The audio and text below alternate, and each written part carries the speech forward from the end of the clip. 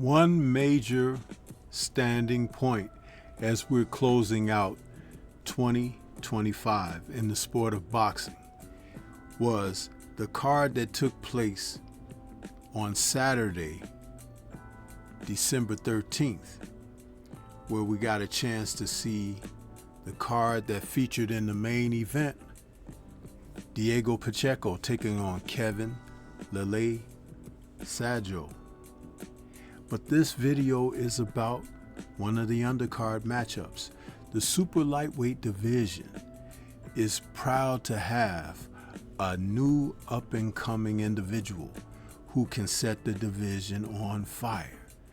We're talking about Ernesto Tito Mercado as he took on Antonio Moran, and he showed exactly what a lively young fighter in that division who is ready to compete for all the marbles is all about.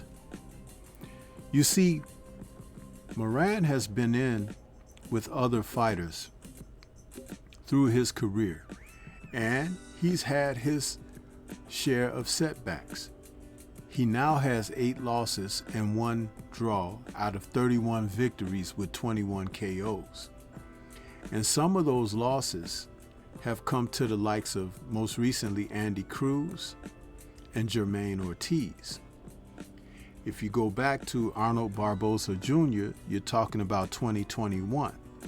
And if you go back still to 2019, you're talking about Devin Haney. So, when you put it all together, you're finding that this was a situation where the likes of Mercado had a chance to show the boxing world why his record of 18 wins and 0 losses now after Saturday's fight with 17 KOs bears paying attention. You see, he's from Upland, California, and at the age of 22, he's 5'10" in the super lightweight division. That's a pretty big customer at lightweight, you guys. But what also stood out about Tito is his hand speed, precision, and punching power. You see, all of that was on display as early as the first round, where he had Moran on the canvas. Now, he had been out of the sport for pretty much since the first of the year because he had a shoulder injury. And though it didn't require surgery, he had to take time off to allow it to heal. And boy, when he came back, did he come back guns blazing.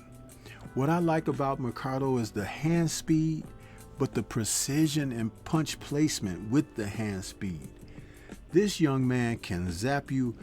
If you've admired the hand speed of Ryan Garcia, the way he delivers his left hook, well, imagine a two-fisted fighter being Tito, delivering his shots the same way.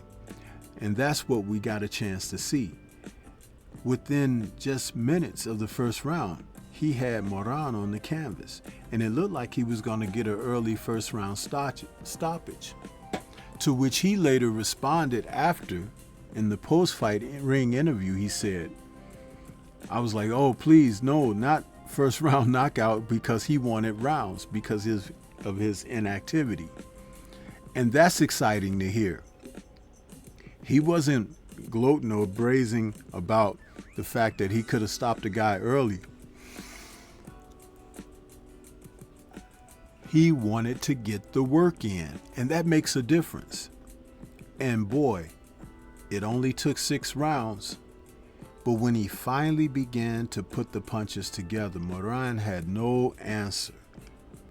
The shots that he got hit with not only stunned him and eventually put him down, but you could see the bewilderment of where did that come from. Because if you look at Moran, he doesn't have all that muscularity and everything like some people would equate with someone being a big punching fighter. He's actually a lot old school. His body is thin and reedy, but is powerful. He's strong, and his hands are like blazing. He placed his punches right on the chin or around the temple area. The body punches were solid. There was one body shot that doubled Moran over, and you thought that he might just take a knee simply from that. I like it. And he was ready to just put the work in. He wasn't fighting as if he had a car double parked in the parking lot outside on a fire hydrant. He wanted to get the work in, and that's exactly what he was able to do. There are a number of contending fighters at the super lightweight division, but we've yet to hear anyone mention this man's name. And you better pay attention, because he's there now. And just like Andy Cruz, there are fighters who are going to be avoiding him. But you can't avoid forever. And this fight was being contested for the WBO International Super Lightweight title, which means that he'll get an opportunity at a WBO shot sooner or later.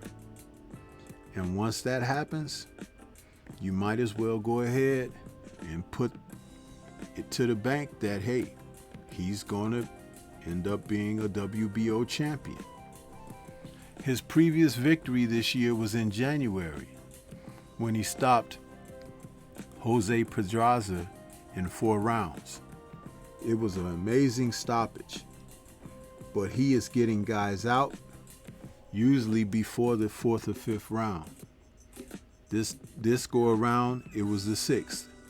So keep your eye out for Ernesto Tito Mercado. He delivers the goods. And again, we're talking about the type of fighter that you can watch and be excited by. He's entertaining. And when fighters have fast hands like that, but can still punch at the same time, it's almost like a double whammy, because you just don't know when it's going to come, but you sit on the edge of your seat with anticipation, because you got a feeling that it's happening soon. This is Stormy B-Man. Shout out to the mighty LDBC and Liberated Perspective, a third eye view of the world. For more content such as this, please like, comment, subscribe, and share. Let me know when you had a chance to review this matchup. What do you think about Tito Mercado? And who would you like to see him face in 2026? Leave comments and let's discuss further. Peace to everyone out there, and everyone please remain safe.